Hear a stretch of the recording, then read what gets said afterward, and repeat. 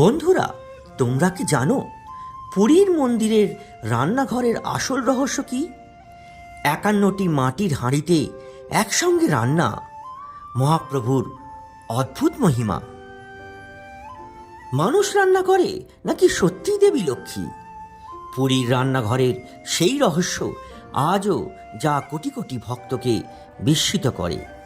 যেখানে মানুষের বিজ্ঞান থেমে যায়, সেখান থেকেই শুরু হয় মহাপ্রভু জগন্নাথ দেবের লীলা। জয় জগন্নাথ, জয় জগন্নাথ। ভারতের ওড়িশার পবিত্র পুরীধামে শ্রী জগন্নাথ মন্দিরের এমন একটি স্থান রয়েছে যার কথা শুনলে আজও মানুষের মনে বিস্ময় জাগে। সেটি হল মহাপ্রভুর মহারোষাঘর, বিশ্বের অন্যতম বৃহৎ মন্দির রান্নাঘর।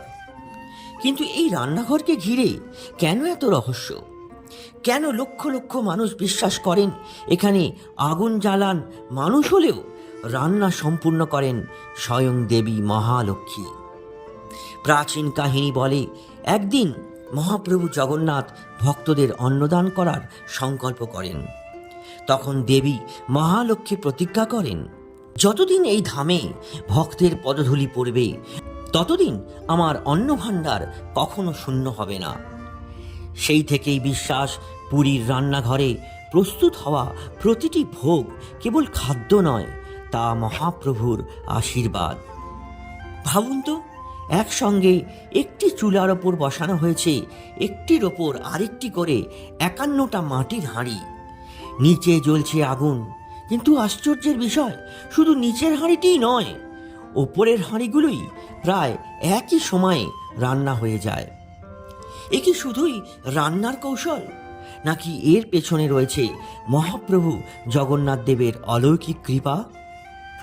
ভক্তদের বিশ্বাস, পুরীর শ্রীমন্দিরের অন্নভোগের সমস্ত ব্যবস্থা পরিচালনা করেন স্বয়ং মহালক্ষ্মী। তিনি এই রান্নাঘরের অধিষ্ঠাত্রী দেবী। তাই এখানে আগুন জ্বালান মানুষ, কিন্তু অন্ন সিদ্ধ করেন দেবী নিজেই। কথিত আছে, প্রতিদিন সূর্য ওঠার আগেই শত শত সেবায়েত শুদ্ধাচার মেনে মাটির নতুন হাঁড়িতে রান্নার প্রস্তুতি নেন। কাঠের আগুনে ভাত, ডাল, খিচুড়ি, তরকারি, পিঠা ও নানা প্রকার ভোগ তৈরি করা হয়। রান্নার সময় কঠোর নিয়ম মানা হয়। সুচিতা, মন্ত্রোচ্চারণ এবং নির্দিষ্ট সেবা পদ্ধতি ছাড়া এখানে কোনো কাজ সম্পন্ন হয় না। ভক্তদের মধ্যে একটি বহুল প্রচলিত বিশ্বাস হলো, একটির ওপর আরেকটি করে বহু মাটির হাঁড়ি বসিয়েও সব হাঁড়ির খাবার সিদ্ধ হয়ে যায়। আবারও বলা হয়, প্রতিদিন যত ভক্তই আসুন না কেন, মহাপ্রসাদ কখনো কম পড়ে না। দিনের শেষে আবার অতিরিক্তও থাকে না, যেন মহাপ্রভু আগেই জানেন কতজন তার প্রসাদ গ্রহণ করবেন। আরও একটি প্রচলিত বিশ্বাস রয়েছে, যদি কখনো রান্নায় কোনো অশুদ্ধি ঘটে বা নিয়ম ভঙ্গ হয়, তবে দেবী মহালক্ষ্মী অসন্তুষ্ট হন। তাই প্রতিটি সেবায়েত সর্বোচ্চ নিষ্ঠা, ভক্তি ও সতর্কতার সঙ্গে তাদের দায়িত্ব পালন করেন। তাদের কাছে রান্না একটি কাজ নয়, এটি একটি পুজো। এই কারণেই মহাপ্রসাদকে সাধারণ খাবার বলা হয় না। ভক্তদের বিশ্বাস, একবার এই প্রসাদ গ্রহণ করলে তা শুধু শরীরের ক্ষুধাই মেটায় না, আত্মাকেও পবিত্র করে। অনেকেই এই রান্নাঘরের রহস্যের ব্যাখ্যা খুঁজতে গিয়ে প্রাচীন স্থাপত্য, রান্নার কৌশল, বাষ্পের প্রবাহ ও শতাব্দী প্রাচীন অভিজ্ঞতার কথা বলেন, কিন্তু ভক্তদের উত্তর ভিন্ন। তাদের বিশ্বাস, যেখানে মহাপ্রভু জগন্নাথ অধিষ্ঠান করেন, সেখানে প্রতিটি হাঁড়িতে সিদ্ধ হয় শুধু অন্ন নয়, সিদ্ধ হয় ভক্তির শক্তি, আর সেই শক্তির উৎস স্বয়ং দেবী মহালক্ষ্মী।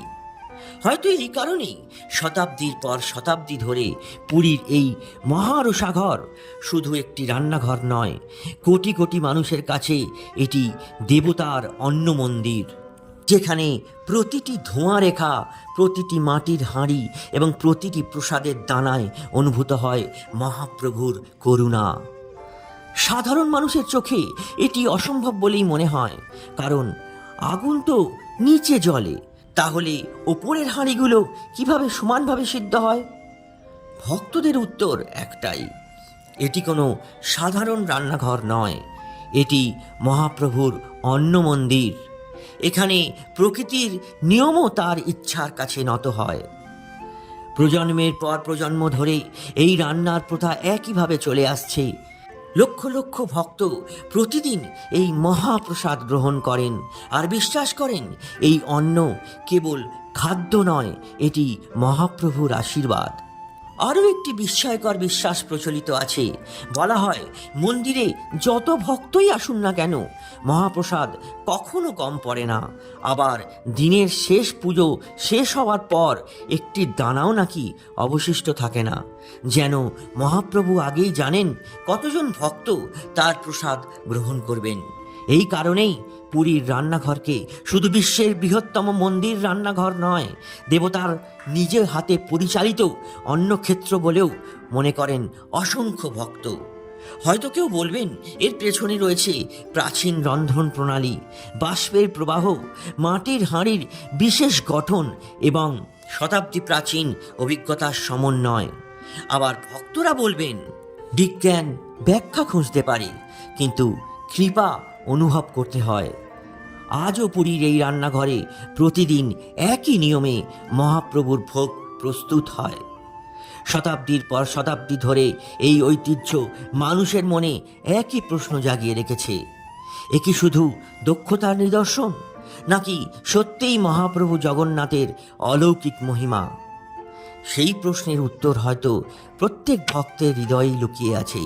তাই আজও যখন শঙ্খধ্বনি আর ঘণ্টার শব্দে মন্দির প্রাঙ্গণ মুখরিত হয়, তখন ভক্তরা বিশ্বাস করেন রান্নাঘরের অগ্নিশিখার পাশে অদৃশ্যভাবে বিরাজ করছেন দেবী মহালক্ষ্মী, আর তার আশীর্বাদেই মহাপ্রভুর অন্নভাণ্ডার চিরকাল পূর্ণ থাকে।